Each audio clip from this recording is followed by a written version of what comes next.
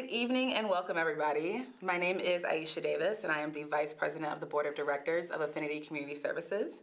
Affinity is a social justice organization that works with Black LGBTQ+ women and other LGBTQ+ communities on the South Side of Chicago. We are very happy to be here tonight, and before we get started, I want to thank Imani Rupert-Gordon. She is usually the host of this program, but today she's not here with us. This is actually my first time hosting the show, so I'm very excited to be here, very excited to have these guests with us today. But she is in the studio. She'll be answering the phones so that I can interview our amazing guests. So remember, this is a call-in show. So if you have any questions or comments, feel free to call into the number on your screen, and Imani will put you through to us. So tonight, we will be talking to two guests, Coguie Hughes and Harmon. Hello. Hello. Coguie Hughes is a self-described indie showrunner who makes it happen. She prides herself as being an accomplished independent filmmaker who has produced numerous projects with limited resources. She has managed to accumulate up to 10 million views on YouTube and over 100,000 subscribers collectively across various social media platforms. Y'all, followers, okay? And she's done this by creating content specifically geared towards urban queer women of color.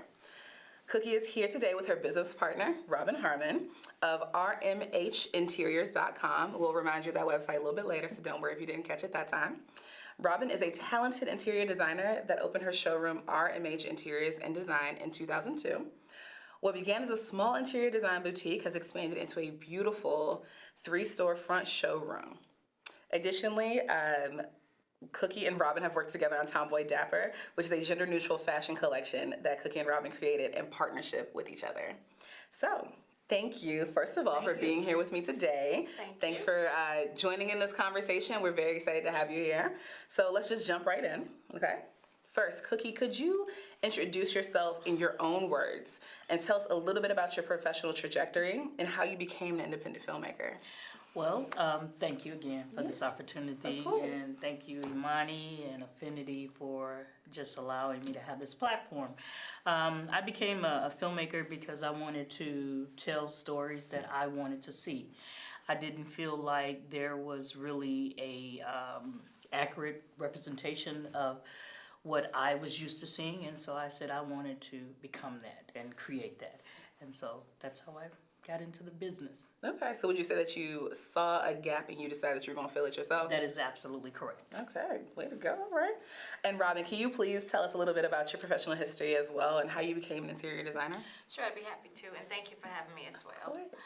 Yes, so in terms of how I became an interior designer, I think I've always been one, so to speak. Even since I was a little girl, I would always drag stuff in off the street and try to redo it or beg my mother to paint or wallpaper. But I didn't become a professional interior designer until I went to the International Academy of Merchandising and Design, which was back in 2002, when I was encouraged by many friends and family to pursue it further.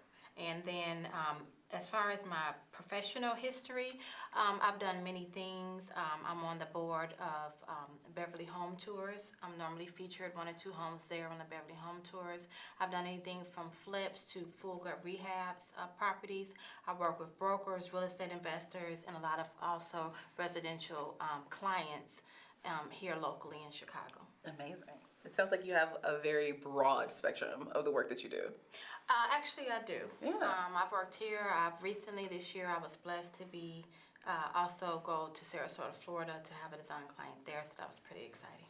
Oh, nice. Okay. So could you both tell us a little bit more about Tomboy Dapper? What does that look like for you? How did that come about? Okay, it's very interesting that you say that. I am a filmmaker and Robin is a interior designer, and how the conversation started, Robin was watching one of my films, and me being an independent filmmaker who is doing a lot of things grassroots, just figuring it out as I go and not really following a conventional plan. Robin just happened to look at one of my films and, just giving like constructive criticism, shared how if I increase or if I paid more attention to the set design and the costuming, that it would bring more production value to my project. And just doing, she was just making simple recommendations. And so I said, well, okay, I'm going to be working on this project, and I really wanted to involve this gender neutral or inclusivity into the project with the costuming. And so I had this idea of a look that I wanted, and I shared it with her on Pinterest. And with her being a fashionista as well as an interior designer, it's like, we can do what is called like embedded integration, putting the costuming into the storyline and making it where it's a marketable opportunity to actually create like a fashion collection. And so that's sort of kind of how it all came into fruition. Wow. So do you feel like that was like a collaboration where both of your visions were able to be implemented from the start, so you could just have it be a collaboration from the beginning instead of it being like you write and then you kind of come in and decide what outfits people wear? You can answer. Well, yeah, I think that, we both bring to the table the skills that are our discipline.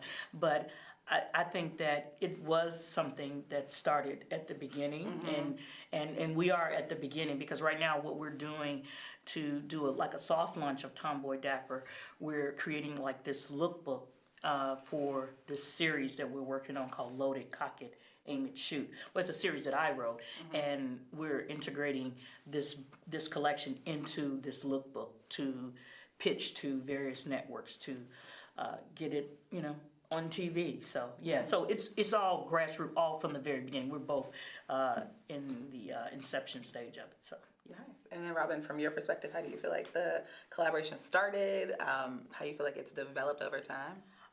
It's definitely, I think what's interesting, and this probably makes it kind of unique, is that Coguie is great at what appears on film to the public. That's her job. My job is what appeals to the public, but not necessarily on TV. Okay. So I'm always in the background making sure that everything is set just so. I do that when it comes to clothing and or in the home for my clients.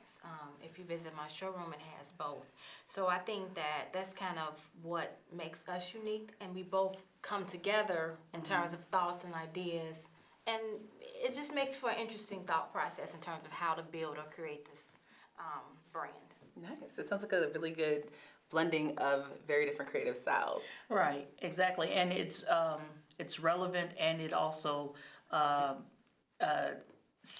establishes a culture, because here it is with the Academy Awards. Hannah Beachler, she won an Academy Award, an Oscar for production design and for Black Panther. So she was responsible for the look of Black Panther, which created this whole culture, this phenomenon where people were, coming to the show, to the screenings, dressed in African garb, and and all this merchandise that generated as a result of it. And that was all because of Hannah Beachler's vision. And so I'm just honored that I actually have, someone like Robin, who is interior designer and a fashionista, who can help to bring this type of culture to my series that I'm working on. So. Awesome. And I did not dress knowing that example was going to be used. Yes, okay. I didn't do that.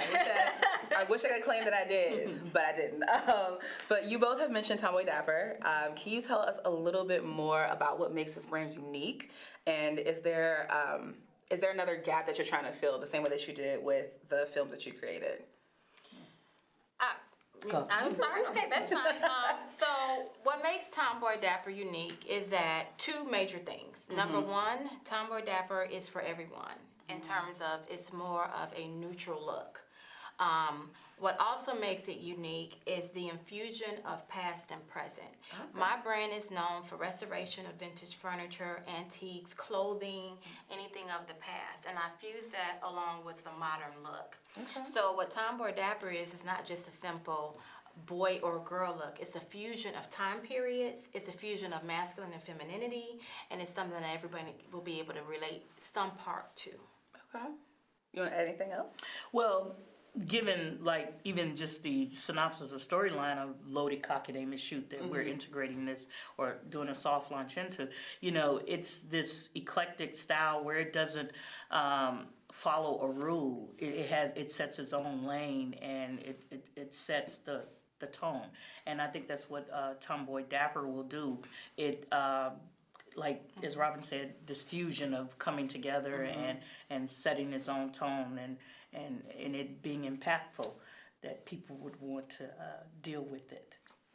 And kind of engage in it, right? Exactly. Yeah, okay. So let's switch gears just a little bit. Robin, could you tell us a little bit about what you believe has been your greatest professional success and why you picked that as your greatest success and what it has meant for you going forward? Do I have to make it one or is it two? You can do it. You can make whatever you want to. I feel I have two really great professional successes. The first one is to start a brand from scratch. It's a little crazy, but I did it. And when I first wanted to become an interior designer and do this kind of work, no one would hire me even after school. Straight A's, did a very good job. And I decided if they didn't want an interior designer, I'll make them want one. And so I opened up my showroom in Beverly out of nowhere. I used all the money that I had, and I opened up a design studio, and I was able to make it to grow to this brand that most people in that area recognize today. My second greatest success is I was able to successfully rehab, completely gut and rehab some homes recently. Okay. Which is really awesome. So I would say those two major accomplishments have helped me be in a better position to produce and help Coguie along with Tomboy Dapper. Awesome. Same question. Repeat it, please. What would you say is your greatest professional success, and what makes you pick that as your greatest success, and how has that kind of pushed you in your career development? I think that my greatest professional success is being able to tell the type of stories that I want to tell without allowing the industry to define what stories I can and cannot tell. Because I am, of course, in an industry that is, extremely biased, and they try to make a ceiling to prevent someone like me to get there. But because we're living in a day and age where anyone can tell a story and have a platform to showcase that, because I've been able to do that with garnering 10 million views and having over 100,000 subscribers just using grassroots storytelling and marketing. So I think that's my greatest success, is being able to tell stories that I want to see without letting the quote quote powers that be say I cannot. So. Yes, that makes a lot of sense. So now that we have talked about the greatest successes, can you tell me each a little bit about the most difficult part of your profession? And we can start with Coguie. The most difficult part of my profession, I would say when I doubt myself, when I don't embrace that I'm dope and everything I do is dope, and if people, deal with me, they'll be dope too. And so I think that when I take the focus off of what I'm able to accomplish if I believe in myself, it hinders me and it handicaps me. So I try to constantly affirm myself and surround myself around individuals and situations that affirm my dopeness, and I can also add to their dopeness. So. Nice. Okay. Same question. For me, the most difficult part of my profession, I would say, is I'm a perfectionist to some extent, because I am completely interested in having the vision of my client and whatever we have envisioned at the time. I want to see it to fruition no matter what. And that can be a little overwhelming sometimes for me, because if there's challenges that will come along the way in a project that you have to just overcome and see to the end. So I guess this perfectionism can be in a good way or in a bad way. I definitely understand that. Okay. So many of us have dreamt of working in the creative fields. I know I have personally. I did not succeed in going down that pathway. But if you could give any tips to young Aisha, when I was still thinking about being a creative person in my professional career, what would those tips be? And let's start with Robin. Well, for me, what I would say is know why you're going in business. The first reason why you go in business is not to be creative. You're going into business to make money, because without money, you can't be creative. There's, without a great product that is sellable, you can't be creative. So knowing why you're doing what you're doing is most important. It will help you make very strategic career decisions. It will help you to position yourself in a way that you are able to eventually be as creative as you want, and will allow you the income that you need to see your vision succeed. Okay. Same question. My thing is, or the advice that I would give to young Aisha, is do what makes you happy. Okay. You know what I'm saying? And if it was at that time, young Aisha, you wanted to be in this creative field, following that path may have gotten you to where you would be as middle age or older Aisha. I don't know when it was. But my thing is, do what makes you happy. We only live once. You only got one life, and might as well do what you love doing it, and not really caring about what people think. I know it can be kind of hard, especially when you have bills to pay and kids to take care of and responsibilities, but I mean, I have been working as a full-time artist since 2010 now, as a full-time artist and entrepreneur, and even though it has had its challenges, I love this. I can't imagine myself doing anything else than what I do. And I'm so happy to be who I am in this day and age, whereas I can make my stuff and have a platform to showcase it and still being able to monetize on it too. So, yeah. And another thing I would say, and this is probably my last tip, going by what she said, is also be realistic and have, it doesn't hurt to have a mentor. It doesn't hurt to have someone Truly. that you can go to who is part way of where you want to be in your profession. They have to be further along than you, is my point that I'm making. This is true. And you need to get that mentor, and you need to throw these ideas off of them and be willing to accept criticism in a humble manner, even if it's not what you want to hear. So I've learned that lesson too. So being an entrepreneur is not easy. I remember when I finally quit my job, I had, worked and had my store at one time, and like she said, it's a challenge. It's a lot of challenges. But it's great too. All right, I'm going to add a random question in because of what y'all both said. So do you feel like, I feel like lately there's this emphasis on having a side hustle, right? Like it's something that's always encouraged. Do you feel like creativity can be a side hustle, like working in a creative field, or is that something that you feel like needs to have either your full dedication or just be a hobby instead of trying to transition it into a little bit of a side hustle? Do you feel that? I think my thought is just because I'm creative doesn't mean I have to use my creativity as my business. Okay. Some people are just creative, but it doesn't mean they're going to make money at it. There's tons of artists, but they don't make money at it. I decided when I woke up one day, I would be that designer that they would pay, and I would make money. And there is no other choice for me. So you have to have determination no matter what. I mean, I've experienced, my gas off, my lights off in my showroom, and I cried. And I cried some more, and then I woke up and said, figure it out. And I did, and I'm always figuring it out. So that's what I feel like in terms of the brand that we are creating. We're bringing two brands that have basically strength from nothing, and collaborating them together to produce a very, very unique product. And we're determined. Exactly, So I agree. there is no other option. Okay. Yeah. Nice. And speaking of, one of the things that I found is my creativity has opened up other opportunities for me to have side hustles. I design websites. I'm a graphics designer, a graphic arts designer. I'm an animator. I'm an editor. And because my skills as a filmmaker has opened up these other opportunities for me. It has been able to afford me to still work for myself, still be creative, and being able to take care of myself and my children. Awesome. Thank you. And thanks for letting me slide that random question in there. Right. And then is there a way that people like myself or our viewers can be involved in your projects? And are there ways for us to volunteer or donate in any way? Yes. Yes to all. Yes.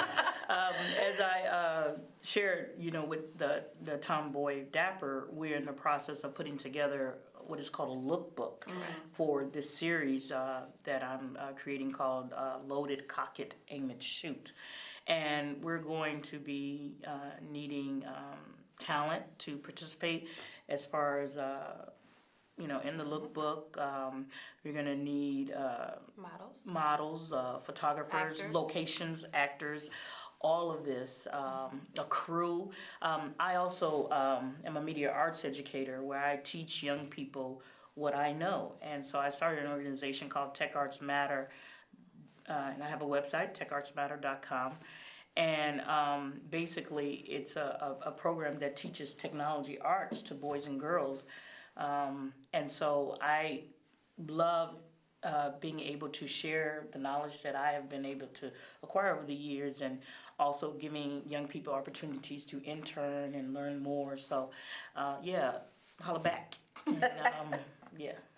How about for you? Yeah, same thing. So, and I just want to be very clear. So, there's two parts that are happening because I'm going to confuse our viewers. So, Loaded, Cock It, Aim It, Shoot is a television series that Coguie has produced already. It's already I'm creating it. She's creating it. Yeah. And then the Tomboy Dapper part of it is the clothing/set design section of it that we are also producing, in which people will be able to purchase the items that they see before them. Okay. So I just want to be very clear on that. So in terms of that portion of it, yes, there's two parts that we will need help with. Fashion designers, set design, we will need help with that, along with Crew. her crew. Yes. Okay. And All working right. in film production, film and TV production. Okay. Awesome. And are there volunteer opportunities for that too? Absolutely. Yes. Perfect. And even in the Interns. past, when they've been able to volunteer, some people do it as an internship and they get credit for school. They've done that with me before in the past. Okay, perfect. And then in terms of accepting donations, would that be through your websites that I will happily announce? Yes. Okay. Yeah, I have a nonprofit, also another nonprofit entity called Lights Camera Youth Action that teaches digital filmmaking and clay animation classes to kids, and that is a 501c3 entity. So when they go through my website, they are donating where a portion of the proceeds go to that organization. Awesome. That sounds amazing. Okay, so any last words, any things that you want to say that we've missed, any topics that we kind of glossed over that you want to go a little deeper on? I think I would like to go a little bit deeper on the actual set design part of it. Go for it, yeah. Because we didn't really talk about in terms of the look for Tomboy Dapper. So basically, we will have a series of jackets that will be from various time periods. Okay. Like I say, gender neutral, gender fluid. They will have various influences. Coguie has her say in certain things, and then I've been able to collaborate from the vintage and new and put them all together to create a certain look. So we will be having you want to tell about the launch party in July? Yeah, we're in the process of, as a matter of fact, they had emailed me. It's not yet set in stone, but it's looking like it's going to come to pass.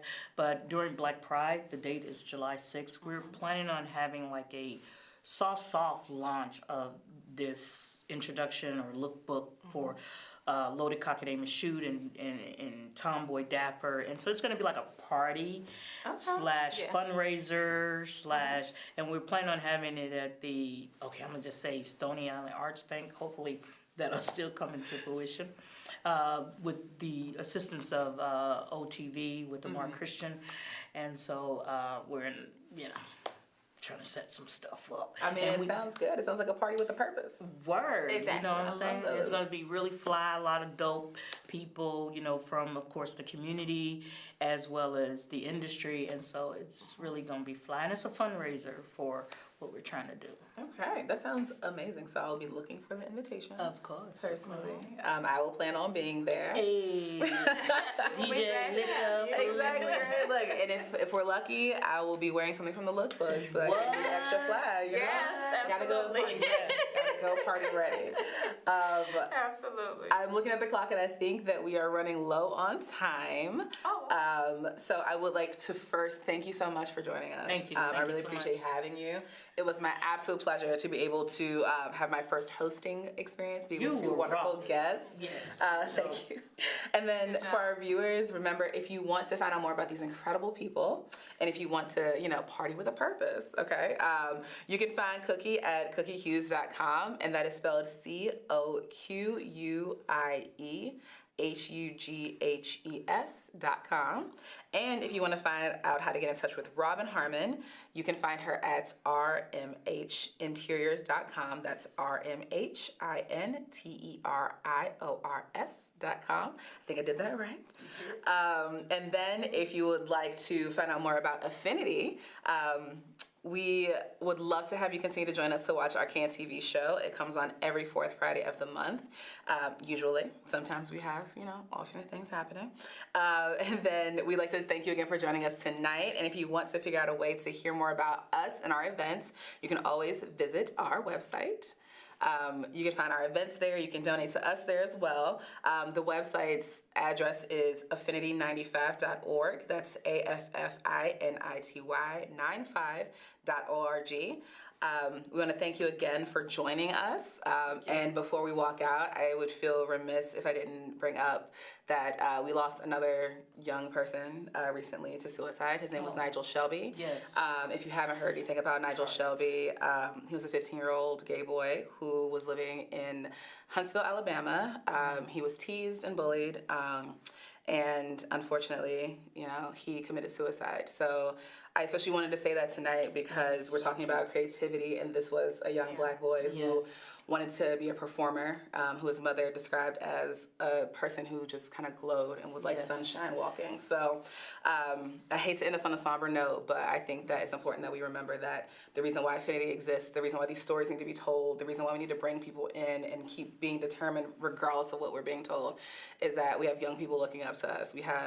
I'm looking up to you too. I'm not that young, but we have young people looking up to us who need us to be there and be that example. So we thank you again for joining us tonight. Again, another thank you to my lovely guests, Coguie and Robin. Thank you. And we will see you all next month. So thank you. Thank you.